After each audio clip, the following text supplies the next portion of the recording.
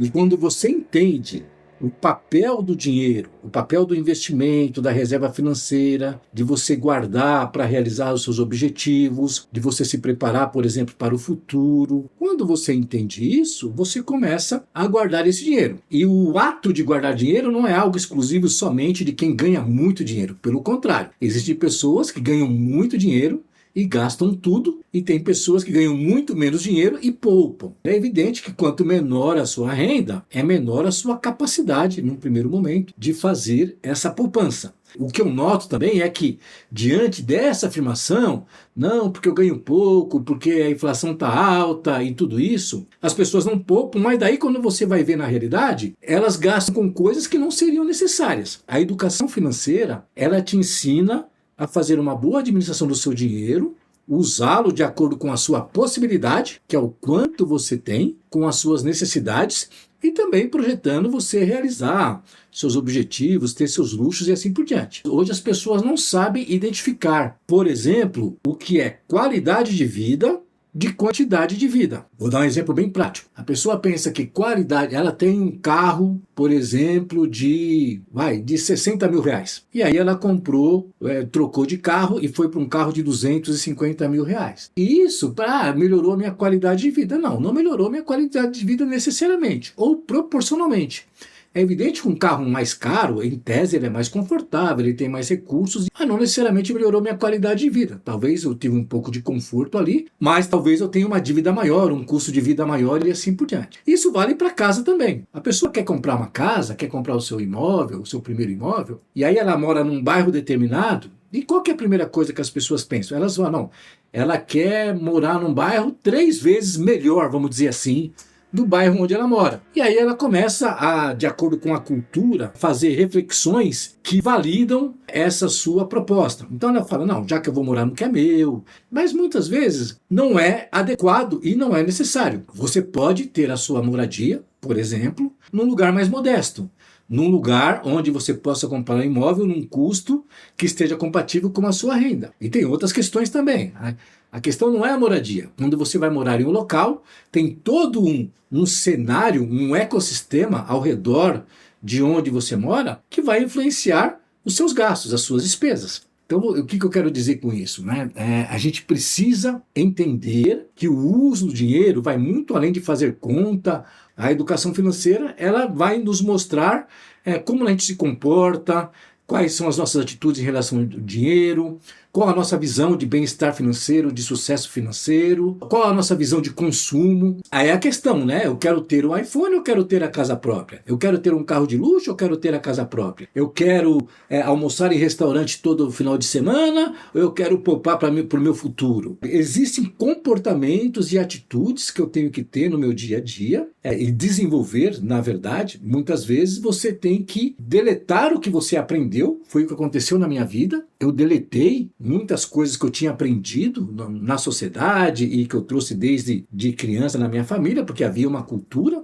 Os pais, eles acabam passando aquilo que eles aprenderam. E como meus pais não tiveram educação financeira, eles não me ensinaram educação financeira. E o que aconteceu? Desde o meu primeiro emprego, ao invés de eu investir, eu comecei a gastar e usar o crédito. Esse é um grande problema. Vou compartilhar aqui uma outra questão. Pra você ter uma ideia, o consignado, ele era um empréstimo que era fornecido para aposentado e para funcionário público. E o governo, há um ano e pouco, ele começou a conceder o consignado para funcionário de empresa privada. E o discurso é o quê? É de que você vai ter um crédito mais barato e isso ajudaria o trabalhador, que eram muitos endividados, quase 80 milhões, a sair das dívidas. O que aconteceu depois de um ano? Não resolveu nada, na verdade piorou a situação. Tanto é que eu recebo diariamente ligações de empresas me procurando para fazer programas de educação financeira nas suas organizações, ensinar a educação financeira para os seus funcionários, exatamente porque eles acabaram se perdendo ainda mais financeiramente. Ou seja,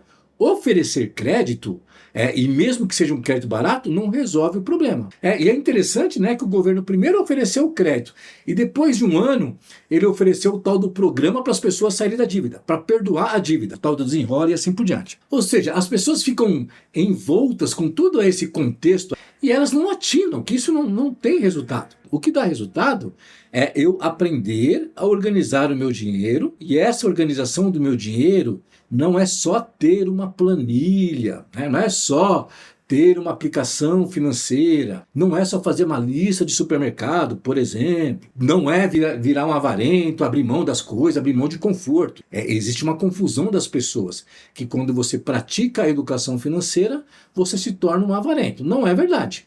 Quando você começa a praticar a educação financeira, você começa a respeitar o seu dinheiro. Então você não vai gastar o seu dinheiro sem refletir. É só isso. Em alguns momentos você vai abrir mão de alguns consumos, de alguns gastos, e há outras pessoas que consideram isso avareza, mesquinharia e assim por diante. Mas muitas vezes as pessoas que consideram mesquinharia, avareza, são pessoas que têm um certo desconsideração com o dinheiro ou não sabem lidar com isso, e elas vão reproduzindo falas que são passadas aí na sociedade. Não há nenhum problema em você poupar, e o ato de poupar não te impede de ter qualidade de vida. E volto a dizer, o ato de poupar, ele é acessível a qualquer pessoa. Ah, Júlio, eu ganho apenas R$ 1.500 por mês. Ok, poupe R$ 50. Quem vive com 1.500, dá os seus pulos e vive com 1.450. Mais importante do quanto você poupa, do percentual que você poupa, é você ter o hábito de poupar. No primeiro mês você poupou aqueles R$ 50 e falou, puxa, eu sobrevivi com os 1.450. No segundo mês você investe mais R$ 50, no terceiro mês R$ 50, e aí você vai perceber que é saudável. Isso vai te dar motivação, vai te colocar numa categoria que você consegue gastar menos do que ganha. Isso é muito importante, isso é um fundamento básico da educação financeira. Gastar menos do que ganha. Porque se você não gasta menos do que ganha quando tem uma renda de R$ 1.500, você não vai gastar menos do que ganha quando ganha R$ 3.000. É essa a ilusão que as pessoas têm também. Ah, quando eu ganhar mais, eu vou poupar, eu vou gastar menos do que ganha. Pelo contrário, eu já vi muitas pessoas que, quando a sua renda aumentou, o seu endividamento aumentou também. Ou seja, a situação financeira piorou. Então eu quero trazer essa reflexão aqui para que você fique atento no que você está ouvindo, o que você está consumindo. Educação financeira é um conjunto de conhecimentos e de instrumentos de organização financeira que permite a qualquer pessoa ter uma vida financeira saudável. As pessoas têm muita confusão sobre prosperidade. Não, ser próspero é você ter um carro de luxo, você ter uma mansão num condomínio fechado, é você ir nos restaurantes mais caros, você ter roupa de grife. Isso necessariamente não é prosperidade. Talvez seja apenas consumismo, porque você tem uma renda que permita isso. E tem outras pessoas que nem têm renda, mas querem ter essa prosperidade através do crédito e vivem escravas do trabalho. Nós estamos num momento que a educação financeira se torna muito necessária para toda a sociedade. Nós temos visto que o governo, mais uma vez, está reforçando o ensino na educação financeira nas escolas. Saiu do Senado, agora vai para o Congresso. Isso já existe há algum tempo, mas isso tem que ser colocado para toda a sociedade. Os adultos também têm que ter educação financeira. Não adianta o filho aprender a educação financeira na escola e dentro da casa dele ele ouve conceitos totalmente contrários à educação financeira. Eu já ouvi vários relatos sobre isso, quando o pai e a mãe jogam contra o aprendizado da criança. Todos nós devemos investir no aprendizado de educação financeira. Isso vai ser bom para toda a sociedade. Então eu queria trazer só esse alerta aqui para que você busque, invista, leia livros, leia publicações. Como educador financeiro, eu procuro compartilhar com as pessoas de uma maneira simples, objetiva, adequada à realidade brasileira, não coisa de guru, não teologia da prosperidade, não coisas de enriquecimento rápido e fácil. Qualquer pessoa pode enriquecer, inclusive, com a educação financeira, não com propostas mirabolantes aí de enriquecimento que não tem sentido e acabam, na verdade, muitas vezes frustrando as pessoas. Se você quer aprender, continue buscando. E se você quer conhecer como eu faço isso, o meu método, os meus livros, os meus treinamentos, é só você me procurar e aí eu vou te conhecer e vou te mostrar qual o caminho que você deve tomar. Porque existe uma outra questão também, existem situações diferentes. Você pode ser um funcionário CLT de uma empresa, você pode ser um profissional liberal, você pode ser um empresário, você pode ser um funcionário público, você pode ser um autônomo. Tudo isso vai influenciar o seu planejamento financeiro. Você pode ser muito jovem, ter 20, 25 anos, 18 anos. Você pode estar na meia idade, 35, 40 anos. Você pode ter 55 anos. Você pode ser casado, pode ser solteiro. Você pode ter uma boa formação acadêmica. Talvez você não tenha uma formação acadêmica tão ampla. Existem alguns fatores que têm que ser considerados para você selecionar como aplicar os fundamentos da educação financeira na sua vida. E é isso que eu faço quando eu conheço as pessoas. Eu preciso conhecer a pessoa, entender o contexto dela, para então dar um direcionamento, criar um projeto de ensino de educação financeira para você, de maneira que não seja longo.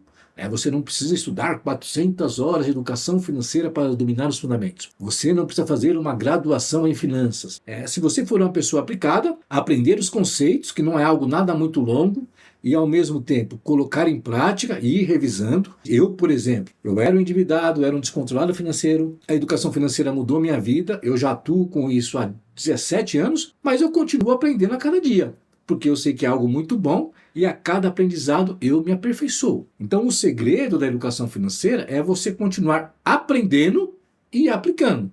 Tem muitas pessoas que até dominam os conceitos da educação financeira, mas ela não aplica na vida dela. Ela repete frases de efeitos como: não, precisamos fazer o dinheiro trabalhar para nós, o poder dos juros compostos, todas aquelas frases feitas aí de guru. Não, então aquela questão do coach, né? Você é a média das 5 pessoas com quem você se relaciona. Então as pessoas começam a repetir um monte de frases prontas, mas não aplicam nada. E na verdade nem é tudo isso que está se falando. Muitas vezes a educação financeira, ela nem chega no nível de investimento avançado, você não precisa ter um nível de conhecimento super elaborado. Você tem que saber aplicar o feijão com arroz. Existe aí 3 ou 4 fundamentos de educação financeira, existe 1 ou 2 ferramentas de organização financeira que são suficientes para você ter uma vida financeira saudável. Interessante que esse dia um aluno chegou para nós temos a ICEF, que ela forma consultores financeiros. E ele se inscreveu aqui conosco e ele tinha feito um outro curso. E aí falou que lá no curso, ele estava aprendendo a fazer consultoria financeira. E foram dadas 15 planilhas para ele fazer consultoria financeira. Como se fosse a quantidade de planilhas que ajudasse as pessoas a resolverem. A maioria das pessoas não sabe lidar com 1, 2 planilhas. Como é que eu vou dar 15 planilhas para as pessoas? Então existem técnicas, existem estratégias de ensino, ou seja, eu preciso ter uma maneira de ensinar para as pessoas, inclusive adequando a minha linguagem às suas características para que você aprenda. Espero ter compartilhado com você uma reflexão sobre esse assunto e que você comece a investir em educação financeira.